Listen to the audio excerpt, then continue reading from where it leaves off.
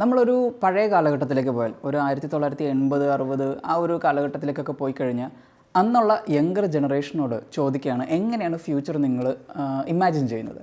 അപ്പോൾ അവർ പറഞ്ഞിട്ടുള്ള ഒരു ഫ്യൂച്ചറുണ്ട്, നമ്മുടെ സൈഫൈ സിനിമയിലൊക്കെ കണ്ടിട്ടുള്ളത് പോലെയുള്ള പറക്കുന്ന കാറും വലിയ ബിൽഡിങ്ങും ഒക്കെയുള്ളൊരു ഫ്യൂച്ചർ. ഇന്നത്തെ യങ്കർ ജനറേഷനോട് എങ്ങനെയായിരിക്കും ഫ്യൂച്ചർ എന്ന് ചോദിച്ചു കഴിഞ്ഞാൽ ഒരു ടോട്ടലി ഡിഫറെൻ്റ് ആയിട്ടുള്ളൊരു പിക്ചർ കിട്ടും. അത് മിക്കവാറും കുറച്ച് കാറ്റസ്ട്രോഫിക് ആയിരിക്കും. ഫ്യൂച്ചർ ഡെപ്പിക്റ്റ് ചെയ്യുന്ന ഒരുപാട് സിനിമകളും സീരീസുകളൊക്കെ നമ്മൾ കണ്ടിട്ടുണ്ടാവും. പക്ഷേ അതിലെനിക്ക് കുറേ കൂടി റിയലിസ്റ്റിക് ആയിട്ട് തോന്നിയിട്ടുള്ളൊരു സീരീസാണ് എക്സ്ട്രാപോളേഷൻസ്. ശരിക്കും ഒരു റിയലിസ്റ്റിക് അപ്രോച്ച് അവരതിലേക്ക് കൊണ്ടുവന്നിട്ടുണ്ട്. റിയലിസം എന്ന് പറയുമ്പോൾ വിഷ്വലി അവർ ക്രിയേറ്റ് ചെയ്തിട്ടുള്ള ഒരു വേൾഡ് മാത്രമല്ല ഞാൻ പറയുന്നത്, നമ്മുടെ ഇപ്പോഴുള്ള ഈ പ്രസൻറ്റ് സിറ്റുവേഷൻ എങ്ങനെ ഫ്യൂച്ചറിൽ റിഫ്ലക്റ്റ് ചെയ്യും എന്നുള്ളത് അവർ നന്നായിട്ട് കാണിച്ചിട്ടുണ്ട്. പൊതുവേ സയൻസ് ഫിക്ഷൻ സിനിമകളിലേക്ക് വരുമ്പോൾ ഫ്യൂച്ചർ കാണിക്കാനായിട്ട് ടെക്നോളജിയുടെ അഡ്വാൻസ്മെൻറ്റ്, മറ്റു കാര്യങ്ങൾ, പിന്നെയുള്ള സിവിൽ വാർ, അല്ലെങ്കിൽ ഒരു രാജ്യത്ത് തന്നെയുള്ള എന്താ പറയുക ക്ലാസ് ഡിവിഷൻസ്, ഇതൊക്കെയാണ് പൊതുവേ കാണിക്കാറ്. അപ്പോൾ കുറേ പണക്കാരുടെ ഒരു സെക്ഷൻ ഉണ്ടാവും, പിന്നെ കുറേ പാവപ്പെട്ടവരുടെ സെക്ഷൻ ഉണ്ടാവും. അതിലായിരിക്കും നമ്മുടെ നായകൻ ഉണ്ടാകുന്നത്. അപ്പോൾ അവൻ അനീതിക്കെതിരെ പോരാടുന്നു. ഇങ്ങനെ പൊതുവേ ഒരു ടിപ്പിക്കൽ സ്റ്റോറി ലൈനാണ് മിക്ക സയൻസ് ഫിക്ഷൻ സിനിമകൾക്കും ഉണ്ടാവാറ്. പക്ഷേ കുറച്ച് വർഷങ്ങൾ കഴിഞ്ഞാൽ അങ്ങനെയൊന്നും ആയിരിക്കാൻ ചാൻസ് വളരെ കുറവാണ്. ഓഫ് കോഴ്സ് ടെക്നോളജിയുടെ ഇൻഫ്ലുവൻസ് ഉണ്ടാവും, അതുപോലെ തന്നെ മറ്റ് അഡ്വാൻസ്മെൻറ്റും അവിടെ ഉണ്ടാവും. പക്ഷേ അതേപോലെ തന്നെ വളരെ ഇമ്പോർട്ടൻ്റ് ആയിട്ടുള്ള ഇപ്പോഴും നമ്മൾ ഫേസ് ചെയ്യുന്ന പ്രശ്നത്തിൻ്റെ ഒരു അഡ്വാൻസ്ഡ് സംഭവങ്ങൾ അവിടെ കാണാൻ പറ്റും. ഉദാഹരണത്തിന് ക്ലൈമറ്റ് ചേഞ്ച്, അതുപോലെ തന്നെ ഹെൽത്ത് ഇഷ്യൂസ്, പിന്നെ സോഷ്യൽ ഇഷ്യൂസ്, പിന്നെ പൊളിറ്റിക്കൽ പ്രോബ്ലംസ്, അങ്ങനെ ഇതെല്ലാം ഫ്യൂച്ചറിലും റിഫ്ലക്റ്റ് ചെയ്യാൻ ചാൻസ് ഉള്ളൊരു കാര്യം തന്നെയാണ്. ഇപ്പോൾ തന്നെ ആൾക്കാർ ടെക്നോളജിയുടെ അഡ്വാൻസ്മെൻറ്റ് കൊണ്ട് കുറേയൊക്കെ ഐസൊലേറ്റഡ് ആയിട്ടാണ് കഴിയുന്നത്. അപ്പോൾ ഒരു 50 വർഷമൊക്കെ കഴിയുമ്പോഴത്തേക്കും ഈ ഒരു അവസ്ഥ ഇനിയും ശോകമാവാനുള്ള ചാൻസ് വളരെ കൂടുതലാണ്. ഇപ്പോൾ AI-യും മറ്റുമൊക്കെ ഉള്ളതുകൊണ്ട് നമ്മുടെ ലൈഫ് മെച്ചപ്പെടുത്താൻ പറ്റും എന്നൊക്കെ പലരും അവകാശവാദം ഉന്നയിക്കുന്നുണ്ടെങ്കിലും ഇപ്പോഴത്തെ ഒരു സിറ്റുവേഷൻ വെച്ചിട്ട് അതിനുള്ള സാധ്യത വളരെ കുറവാണ് എന്നാണ് എനിക്ക് പേഴ്സണലി തോന്നുന്നത്. ഇനി സീരീസിലുള്ള 1-2 ഇൻസ്റ്റൻസ് പറയാം. അത് വലിയൊരു സ്പോയിലർ ആവാനുള്ള ചാൻസ് ഒന്നും ഞാൻ കാണുന്നില്ല, അതുകൊണ്ടാണ് പറയുന്നത്. ഇപ്പോഴത്തെ ഈ ഒരു ക്ലൈമറ്റ് ചേഞ്ചും അതുമായി ബന്ധപ്പെട്ടിട്ടുള്ള ഐസ് മെൽറ്റിംഗ് ഒക്കെ നമുക്കറിയാം. അതുകൊണ്ട് തന്നെ ജലനിരപ്പ് ഉയരുന്നത് കൊണ്ട് ഒരുപാട് ലാൻഡ്സ്കേപ്പ് നഷ്ടമാകുന്നുണ്ട്.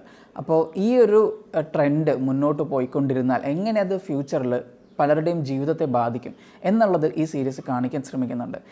ഈവൻ ജീവിതത്തെ മാത്രമല്ല, ആൾക്കാരുടെ ഫെയ്ത്തിനെ, വിശ്വാസത്തെ എങ്ങനെ ബാധിക്കുന്നു എന്ന് വരെ സ്റ്റഡി ചെയ്യാനായിട്ട് ഈ സീരീസ് ശ്രമിച്ചിട്ടുണ്ട്. പിന്നെയുള്ളത് ഹെൽത്ത് ഇഷ്യൂസ് എന്ന് പറയുമ്പോൾ നമുക്കറിയാം ഓരോ ജനറേഷനും ഇപ്പോൾ കഴിഞ്ഞു വരുമ്പോൾ കൂടുതൽ ഹെൽത്ത് ഇഷ്യൂസ് ഉണ്ടാകുന്നുണ്ട്, അല്ലെങ്കിൽ വൾണറബിൾ ആയിട്ടാണ് വരുന്നതെന്ന്. എസ്പെഷ്യലി ഇപ്പോൾ ഉള്ള കുട്ടികൾക്ക് തന്നെ ഒരുപാട് പ്രശ്നങ്ങളുണ്ട്. അപ്പോൾ ഫ്യൂച്ചറിലേക്ക് വരുമ്പോൾ എങ്ങനെയായിരിക്കും ക്ലൈമറ്റ് ചേഞ്ചോ അല്ലെങ്കിൽ പൊല്യൂഷനോ ഒക്കെ കൊണ്ട് കുട്ടികൾ ഫേസ് ചെയ്യാൻ പോകുന്ന രോഗങ്ങൾ അല്ലെങ്കിൽ ഹെൽത്ത് ഇഷ്യൂസ് എന്ന് പറയുന്നത് നമ്മളെ ചിലപ്പോൾ പേടിപ്പിക്കുന്ന കാര്യങ്ങളായിരിക്കും. ചിലപ്പോൾ അവരുടെ ആ ഒരു ലൈഫ് സ്പാൻ തന്നെ കുറയുന്നുണ്ടാവും. അപ്പോൾ അതും ഈ സീരീസ് ഡിസ്കസ് ചെയ്യാൻ ശ്രമിക്കുന്നുണ്ട്. പക്ഷേ ഇതൊക്കെ പറയുമ്പോൾ നിങ്ങൾക്ക് തോന്നാം, ഓക്കെ, ഇതൊക്കെ ഞാൻ പല സയൻസ് ഫിക്ഷൻ സിനിമയിലും കണ്ടിട്ടുണ്ട്, ഇതൊക്കെ വരാൻ സാധ്യതയുള്ളത് ഒരു കാര്യം തന്നെയാണ്, നമുക്ക് ഗസ് ചെയ്യാവുന്ന ഒരു കാര്യം തന്നെയാണ്. പക്ഷേ വേറൊരു സംഭവം കൂടി പറയാം. ഈ സീരീസിൽ ഒരു എപ്പിസോഡിൽ കാണിക്കുന്നത് അതിലെ ക്യാരക്ടർ തിമിംഗലം ഉണ്ടല്ലോ, വെയിൽസ്, അതുമായിട്ട് കമ്മ്യൂണിക്കേറ്റ് ചെയ്യുന്നതായിട്ട് കാണിക്കുന്നുണ്ട്. വെയിൽസ് എക്സ്റ്റെൻഡ് ആയിക്കൊണ്ടിരിക്കുകയാണ്. അപ്പോൾ ഏതാണ്ട് ലാസ്റ്റ് വെയിലുമായിട്ട് എന്തോ ആണ് അവർ കമ്മ്യൂണിക്കേറ്റ് ചെയ്യുന്നത്. ഇത് കേൾക്കുമ്പോൾ നമുക്ക് തോന്നും വെയിലുമായിട്ട് കമ്മ്യൂണിക്കേറ്റ് ചെയ്യുക, തിമിംഗലമായിട്ടൊക്കെ കമ്മ്യൂണിക്കേറ്റ് ചെയ്യണമെന്നുണ്ടെങ്കിൽ ഇറ്റ്സ് നോട്ട് പോസിബിൾ, അത് ജസ്റ്റ് ഒരു ഇമാജിനേഷൻ അല്ലേ എന്ന് നിങ്ങൾക്ക് തോന്നാം. പക്ഷേ ഈ അടുത്ത് ഞാനൊരു വാർത്ത കണ്ടിട്ടുണ്ടായിരുന്നു, തിമിംഗലങ്ങളുമായിട്ട് കമ്മ്യൂണിക്കേറ്റ് ചെയ്തു എന്ന്.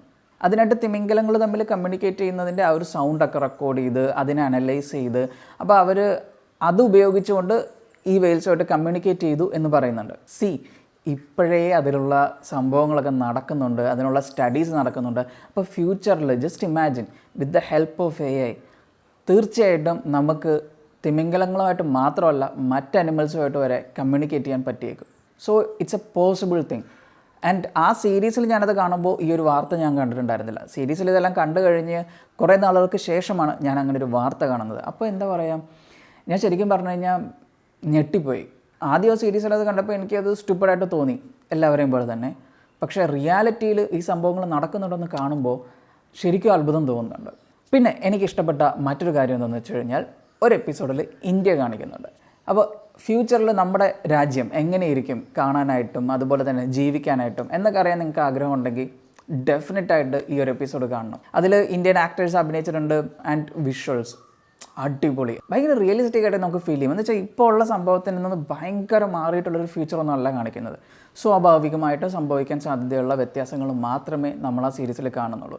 ചില ടെക്നോളജിക്കൽ അഡ്വാൻസ്മെൻറ്റും മറ്റു കാര്യങ്ങളൊക്കെ ഉണ്ട്, പക്ഷേ ബാക്കി കാര്യങ്ങൾ നോർമലായിട്ട് തന്നെ പോകുന്നുണ്ട്. പിന്നെ നമ്മൾ ഈ പറഞ്ഞതുപോലെ തന്നെ പൊളിറ്റിക്കൽ ഇഷ്യൂസ് അതെങ്ങനെയായിരിക്കും ഫ്യൂച്ചറിൽ എന്നുള്ളത് അവർ അവതരിപ്പിച്ചിട്ടുണ്ട്, അത് നല്ലതായിട്ടുണ്ട്. അതുപോലെ തന്നെ ഈ ഒരു സിറ്റുവേഷനൊക്കെ മുതലെടുക്കാൻ ശ്രമിക്കുന്ന പല ആൾക്കാരും ഇപ്പോഴേ ഉണ്ട്. സോഷ്യൽ മീഡിയ സംഭവങ്ങളൊക്കെ നമുക്ക് തരുന്ന വൻ ടെക് കമ്പനികളൊക്കെ ഉണ്ടല്ലോ, അപ്പോൾ ഇവരൊക്കെ നമ്മളെ യൂട്ടിലൈസ് ചെയ്യാനുള്ള ശ്രമം ഇപ്പോഴും നടക്കുന്നുണ്ട്, അത് ഫ്യൂച്ചറിൽ നടക്കാൻ ചാൻസ് ഉണ്ട്. അപ്പോൾ അതൊക്കെ ഈ സീരീസ് ഡിസ്കസ് ചെയ്യുന്നുണ്ട്.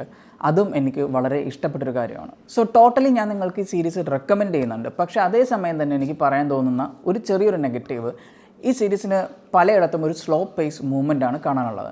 പ്രത്യേകിച്ച് ഹ്യൂമൻ ഇമോഷൻസ് അല്ലെങ്കിൽ ഹ്യൂമൻ കണക്ഷൻസ് ഒക്കെ കാണിക്കാനുള്ളൊരു ശ്രമം നടക്കുന്നുണ്ട്. അപ്പോൾ അതിൻ്റെ ഭാഗമായിട്ട് പലയിടത്തും നമുക്കൊരു ഇഴച്ചിൽ ഫീൽ ചെയ്യുന്നുണ്ട്.